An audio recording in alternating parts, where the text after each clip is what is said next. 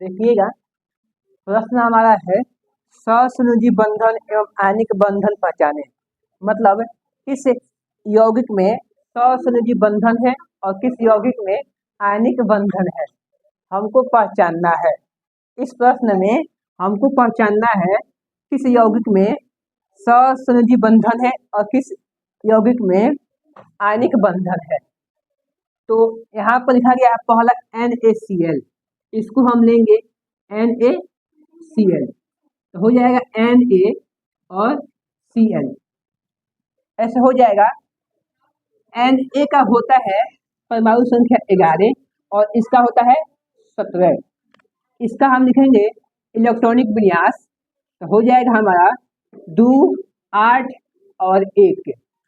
इसका हो जाएगा 2 8 7। ठीक है, तो नाइट्रोजन तो सोडियम जो है ऑक्टेट पूरा करने के लिए एक इलेक्ट्रॉन त्याग करेगा। क्या करेगा? त्याग करेगा। और क्लोरीन जो है ऑक्टेट पूरा करने के लिए एक इलेक्ट्रॉन ग्रहण करेगा। ठीक है, तो इसमें क्या हुआ है, एक जो परमाणु है इलेक्ट्रॉन का त्याग कर रहा है और एक ग्रहण कर रहा है। जब ऐसे हो, ठीक है, मतलब एक परमाणु इलेक्ट्रॉन का त्याग करे और एक ग्रहण करे, तो उसमें होता है आयनिक बंधन। क्या होता है? आयनिक बंधन। ठीक है, फिर सुन लीजिएगा। ठीक है, अगर एक परमाणु इलेक्ट्रॉन का त्याग करे और एक ग्रहण करे ऑक्टेट पूरा करने के लिए, ऑक्टेट पूरा करने के लिए, तो उसमें होता है आयनिक बंधन।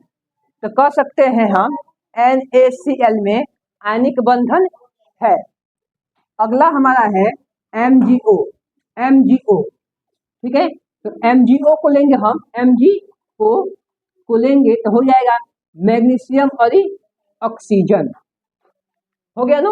अब देखिएगा, मैग्नीशियम का होता है परमाणु संख्या 12 और इसका होता है 8। जब इसका लिखेंगे हम इलेक्ट्रॉनिक विन्यास तो होगा 2 8 और 2। ठीक है, 2 8 10 2 12 और इसका हो जाएगा 2 और 6।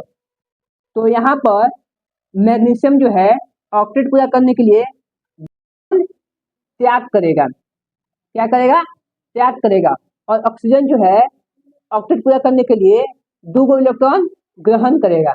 ग्रहण करेगा ना।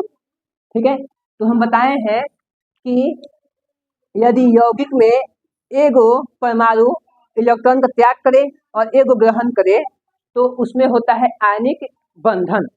तो कह देंगे इसमें आयनिक बंधन है, आयनिक बंधन है।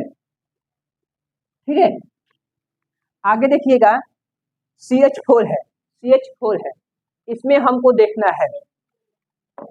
ठीक है, तो यहाँ पर लिखेंगे हम CH4। तो इसमें भी क्या करेंगे हम, CH4 लिखा गया है, इसमें 2 है, एक कार्बन है एक हाइड्रोजन है। कार्बन 1 है, हाइड्रोजन 4 है। ठीक है, कब है? 4। ठीक है ना। तो कार्बन का होता है परमाणु संख्या 6, हो जाएगा 2 और 4। इसका होता है 1 परमाणु संख्या, तो हो जाएगा इलेक्ट्रॉनिक विन्यास 1। इसका भी 1, इसका भी 1, इसका भी 1।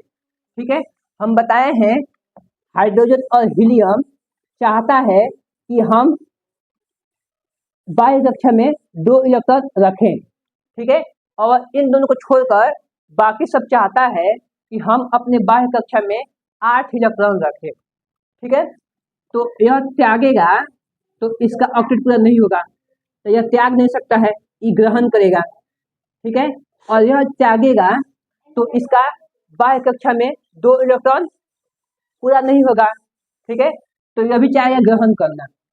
ठीक है, इसमें क्या हुआ है, हाई भी चाह रहा है ग्रहण करने के लिए और हाई भी चाह रहा है ग्रहण करने के लिए।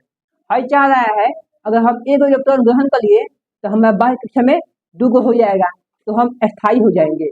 ठीक है, हाई चाह रहा है कि यदि हम 4 इलेक्ट्रॉन ग्रहण कर लिए तो हमारे बाह्य कक्षा में 8 इलेक्ट्रॉन हो जाएगा, मतलब ऑक्टेट पूरा हो जाएगा और हम अस्थायी हो जाएंगे। तो इसमें क्या हो रहा है, हबी चाह रहा है ग्रहण करने के लिए, हबी चाह रहा है ग्रहण करने के लिए, तो इसमें दोनों चाह रहा है ग्रहण करने के लिए, तो हो जाएगा सहसंयोजी बंधन।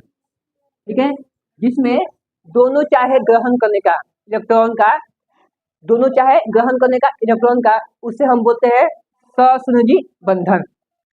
तो कह सकते हैं CH4 में सहसंयोजी बंधन है। ठीक है,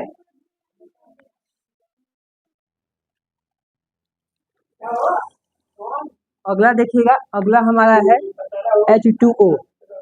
ठीक है, इसमें हमको बताना है कौन सा बंधन है, तो इसको हम लेंगे, एक हमारा है हाइड्रोजन है और एक ऑक्सीजन है, हाइड्रोजन 2 है। ठीक है, यहाँ पर तो इसका हो जाएगा एक, तो हो जाएगा इलेक्ट्रॉनिक विन्यास 1, इसका हो जाएगा 8, तो हो जाएगा इलेक्ट्रॉनिक विन्यास 2 और 6।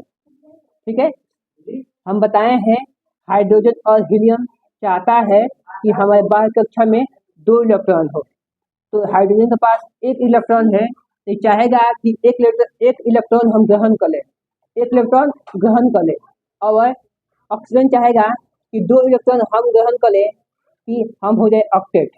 ठीक है, तो यहाँ पर भी ऑक्सीजन चाह रहा है कि हम 2 इलेक्ट्रॉन ग्रहण करें, हाइड्रोजन चाह रहा है कि 1 इलेक्ट्रॉन ग्रहण करें, तो यहाँ पर भी चाह रहा है दोनों ग्रहण करना। हम बताए हैं जब दोनों चाहे ग्रहण करना तो होता है सहसंयोजी बंधन, तो इसमें भी हो जाएगा सहसंयोजी बंधन। ठीक है, ये अभी आसान था। अगला हमारा देखिएगा, अगला और अंतिम है MgCl2। MgCl2, ठीक है, इसमें बताना है कौन सा बंधन है, तो मैग्नीशियम का होता है परमाणु संख्या 12 और क्लोरीन का होता है 17। ठीक है, तो मैग्नीशियम जो है लिखेंगे इलेक्ट्रॉनिक विन्यास, तो हो जाएगा 2, 8 और 2, और इसका हो जाएगा 2, 8, 7, 2, 8, 7। तो मैग्नीशियम ऑक्टेट पूरा करने के लिए 2 इलेक्ट्रॉन त्याग करेगा और क्लोरीन 1 इलेक्ट्रॉन ग्रहण करेगा, अब फिर से हर 1 इलेक्ट्रॉन ग्रहण करेगा। तो यहाँ पर क्या हो गया है कि एगो त्याग कर रहा है, एगो ग्रहण कर रहा है। तो हम बताए हैं यदि एक परमाणु इलेक्ट्रॉन का त्याग करे और एक ग्रहण करे तो उसमें होता है आयनिक बंधन। तो कह देंगे MgCl2 में आयनिक बंधन है। ठीक है, उम्मीद करता हूँ कि आपको समझ में आ गया होगा, पहचानना कि कौन तत्व में आयनिक बंधन है और कौन तत्व में सहसंयोजी बंधन है।